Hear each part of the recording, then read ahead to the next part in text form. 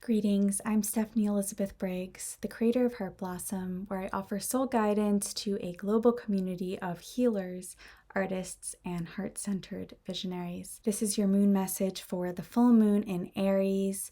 That is exact on October 1st. So we have the moon in Aries in a conjunction with Chiron, the wounded healer.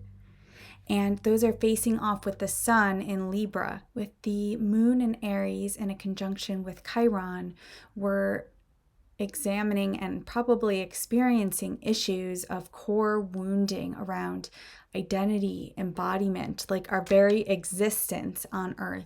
On an individual level, I'm talking about ego wounds, arrested emotional development, incomplete or interrupted individuation, patterns of narcissism, which are rooted in abuse, fight or flight of our nervous systems, a sense of being threatened, your survival being threatened.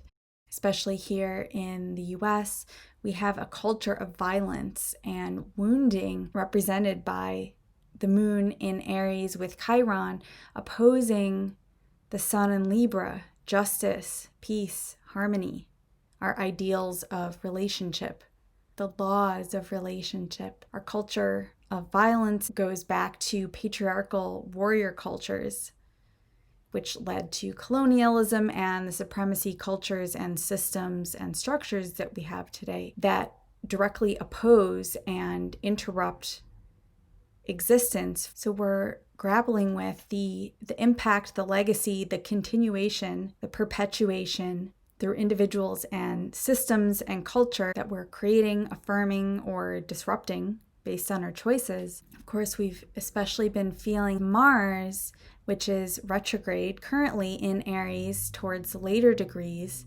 Mars representing suppressed and deeply held rage and violence, in a conjunction with the asteroid Aries, which is all about chaos. And Mars has been moving into a square with Saturn and also Pluto nearby, both of those in Capricorn.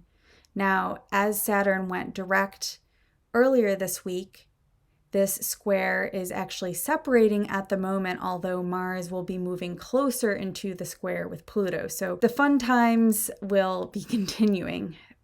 Ultimately, throughout this fall, we have a lot of really challenging aspects and transits going on. And of course, we don't need the astrology to see that these are intense times, unstable times. But I find that it helps to see the astrological context to just validate the intensity of what we're all facing and experiencing. With Mars in a retrograde in this square pattern, there's a sense of frustration. We have passion.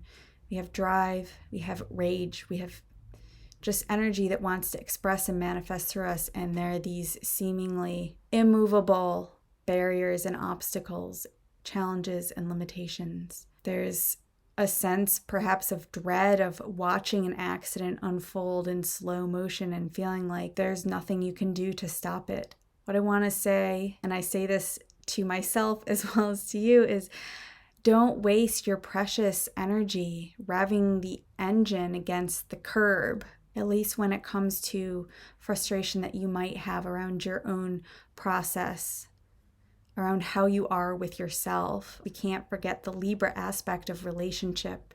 Our relationship with ourselves is really important. Right now, when there's so much pressure and heaviness and reasons to despair, let yourself feel your feelings. How can you meet yourself with acceptance rather than with force or violence, which would just be upholding the cultural violence, the systemic violence that might also be impacting you? You have the ability to practice choosing nonviolence with yourself, and that's part of the healing process. Mars is also still in a trine with the South Node in Sagittarius, highlighting shadow issues, dangerous cult dynamics, fundamentalism, dogma, self-righteousness.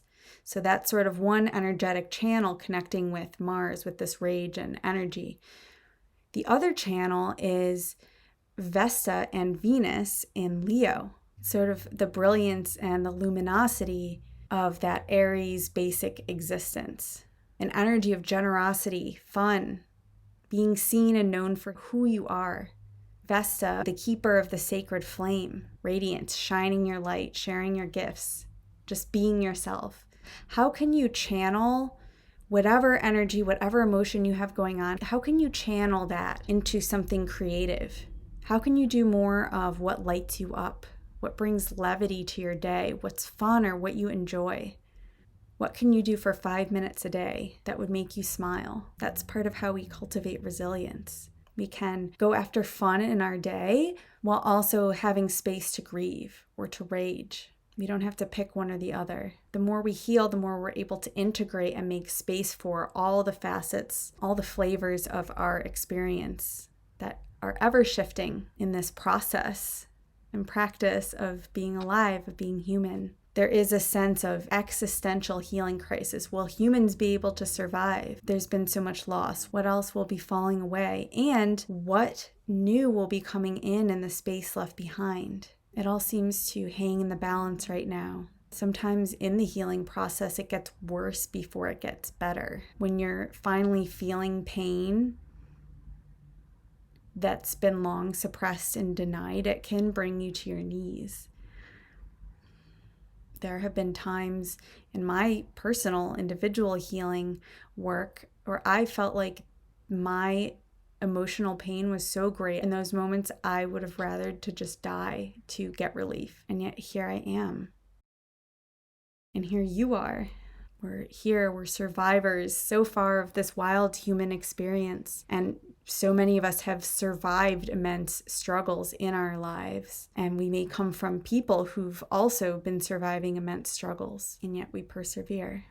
We'll likely be seeing more about the deeper dimensions of everything that's going on right now, with Mercury newly in Scorpio, and Mercury will be turning retrograde on October 13th, although we are already in the shadow period. So expect deep and probably uncomfortable insights, communications, awareness. Just remember, the way out is through. Draw on your courage, your joy, your vision, and stay as nourished as you can. In the spirit of Libra, cultivate relationship with your allies. Stay connected with who and what is sacred to you. And remember, you're not here to go it alone.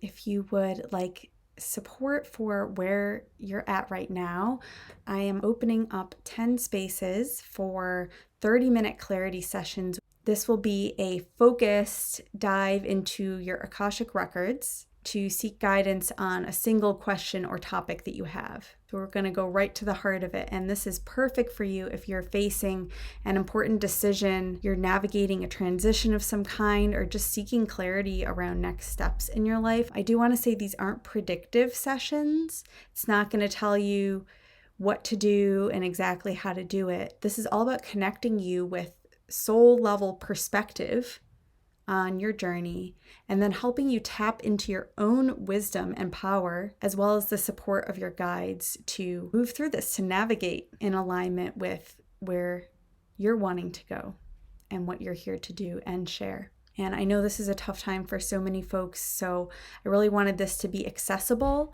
for people who want it, and so I'm offering this on a sliding scale.